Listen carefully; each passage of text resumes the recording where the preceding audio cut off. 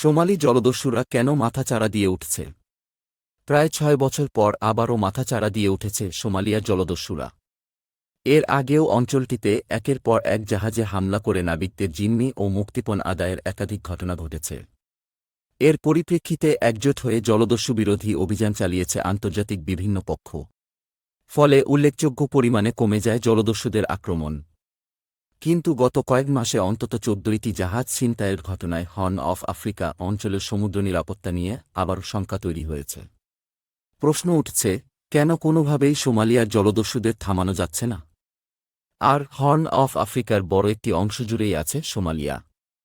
দীর্ঘ সময় ধরে চলা দেশটির যুদ্ধবিগ্রহ এবং অর্থনৈতিক দুর্দশা ও সমুদ্র উপকূল রক্ষায় প্রশাসনের শক্তিশালী উপস্থিতি না থাকায় অঞ্চলটিতে নাশকতা বাড়তে থাকে। বিশেষ করে দীর্ঘ সময় ধরে জলসীমার নিরাপত্তায় সরকারি বাহিনীর অনুপস্থিতির সুযোগ নিয়ে সেখানে বাড়ে বিদেশি মাছ ধরা নৌয়ানের উপস্থিতি। ফলে ক্ষতির মুখে পড়ে স্থানীয় জেলেরা। ফলে শ্যামালিয়ার সমুদ্র এলাকায় বিদেশিদের এই শাসনবন্ধে স্থানীয় জেলেরা সশস্ত্র দলে বিভক্ত হয়ে ওই অঞ্চলে বিদেশি জাহাজের প্রবেশ বন্ধের চেষ্টা করে। কিন্তু বিদেশি জাহাজ জিম্মি করে পাওয়া মুক্তিপণের অর্থ পেয়ে দস্যুবৃত্তির দিকে ঝুঁকে পড়ে অনেক সোমালিয়ান তরুণ। সোমালিয়া থেকে ইয়েমেন পর্যন্ত এডেন উপসাগরের পথ ধরে বছরে প্রায় ২০,০০০ বাণিজ্যিক জাহাজ চলাচল করে। সুয়েজ খালের এ পথটি এশিয়া থেকে ইউরোপ এবং আমেরিকায় যাওয়ার সবচেয়ে দ্রুততম পথ। ফলে স্বাভাবিকভাবেই জাহাজ মালিকরা পণ্য পরিবহনে এই পথটিকেই বেছে নেয়। কিন্তু তাতে সমস্যা বাধায় সোমালি জলদস্যুরা। রয়্যাল ইউনাইটেড সার্ভিসেস ইনস্টিটিউটের RUSI তথ্যমতে গত ৬ বছরের যেকোনো সময়ের তুলনায় শেষ ৩ মাসে হর্ন অফ আফ্রিকায় জাহাজ ও নাবিক জিম্মি করে উচ্চ মুক্তিপণ চাওয়ার ঘটনা বেড়েছে। একদিকে সোমালিয়ার দারিদ্র্য, অরাজকতা, আইনের শাসনের অভাব, অন্যদিকে গৃহযুদ্ধের ফলে সৃষ্ট অস্থিতিশীলতা ও সহিংসতার কারণে দেশটির অনেক তরুণী জলদস্যুতার দিকে ঝুঁকে পড়ছে। আর এর সঙ্গে সোমালিয়ার স্থানীয় অভিজাতদের জড়িত থাকারও অভিযোগ রয়েছে। বিশেষ করে অন্য গোষ্ঠী বা ইসলামী মিলিশিয়াদের বিরুদ্ধে আঞ্চলিক প্রতিরক্ষা বা আঞ্চলিক নির্বাচনী প্রচারণার জন্য অর্থের প্রয়োজনে তারা এই কাজে উৎসাহ দিয়ে থাকে। কিভাবে কমেছিল জলদস্যুতা? মেরিটাইম সিকিউরিটি ফার্ম ড্রায়াড গ্লোবালের তথ্যমতে হর্ন অফ আফ্রিকা উপকূল থেকে ভারত উপকূল পর্যন্ত শিপিং অঞ্চলটি উচ্চ ঝুঁকিপূর্ণ হিসেবে বিবেচিত।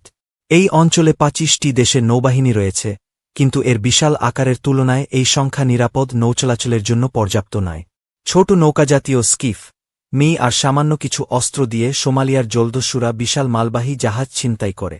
একই সাথে জাহাজের ক্রুদের জিম্মি করে আদায় করে $1 মিলিয়ন মুক্তিপণ। ২০০৫ সাল থেকে ২০১২ পর্যন্ত সময়কালে হর্ন অফ আফ্রিকার দস্যুরা কী পরিমাণ অর্থ আদায় করেছে তার একটি আনুমানিক হিসাব করেছে বিশ্বব্যাংক। সেই হিসাব অনুযায়ী জলদস্যুরা ক্রুদের জিম্মি করে $৩০০ থেকে $৪০০ মিলিয়ন অর্থ আদায় করেছে। ২০১৩ সালের বিশ্বব্যাংকের এক প্রতিবেদনে বলা হয়, জলদস্যুতার কারণে বিশ্ব অর্থনীতিতে বছরে প্রায় $১৮ বিলিয়ন বা ১,৮০০ কোটি টাকা খরচ হয়। ২০১১ সালে সর্বোচ্চ ২১২টি হামলার পর সাম্প্রতিক বছরগুলোতে সোমালিয়া উপকূলে জলদস্যুর আক্রমণ প্রায় বন্ধ ছিল। আর তা করতে নেয়া হয়েছিল সামষ্টিক পদক্ষেপ। অস্ট্রেলিয়াভিত্তিক অলাভজনক গণমাধ্যম নেটওয়ার্ক দ্য কনভারসেশনে প্রকাশিত এক প্রতিবেদনে শেষময় জলদস্যুদের থামানোর ৪টি কারণ উল্লেখ করা হয়েছে। এগুলো হল: ১. জাতিসংঘের নিরাপত্তা পরিষদের ৫টি স্থায়ী সদস্যসহ বিশ্বের সবচেয়ে সক্ষম নৌবাহিনীর দ্বারা জলদস্যুবিরোধী বিভিন্ন অভিযান পরিচালনা ও সমন্বয়। ২. ব্যয়বহুল আত্মসুরক্ষা ব্যবস্থার বাস্তবায়ন। ৩. জলদস্যুদের বিচার ও কারাদণ্ড প্রদানে আইনি ব্যবস্থার উন্নয়ন এবং ৪. আঞ্চলিক সক্ষমতা বৃদ্ধির ফলে জলদস্যুদের বন্দী করা। বিশেষজ্ঞদের মতে জলদস্যুদের থামাতে এই সফলতার বড় একটি অংশই ছিল ভূমিতে। সোমালিয়ায় আল-শাবাব সন্ত্রাসীদের হঠাতে স্থলভাগে আফ্রিকান ইউনিয়নের সামরিক বাহিনীসহ একযোগে মার্কিন বিমান হামলার মতো আন্তর্জাতিক প্রচেষ্টার কারণেই জলদস্যুতা হ্রাস পায়।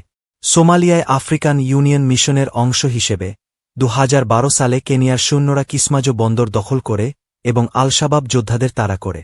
এ সময় যে ঘাঁটি থেকে জলদস্যুরা সব কাজ পরিচালনা করত সেটিও সরিয়ে দেয়া হয়।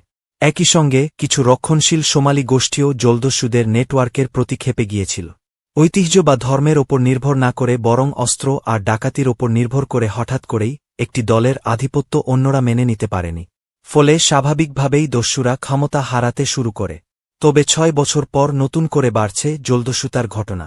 জলদস্যুতা এবং সশস্ত্র ডাকাতি নিয়ে ICC ইন্টারন্যাশনাল মেরিটাইম ব্যুরোর IMB বার্ষিক এক প্রতিবেদন অনুসারে 2023 সালে 120টি জলদস্যুতা এবং সশস্ত্র ডাকাতির ঘটনা ঘটেছে।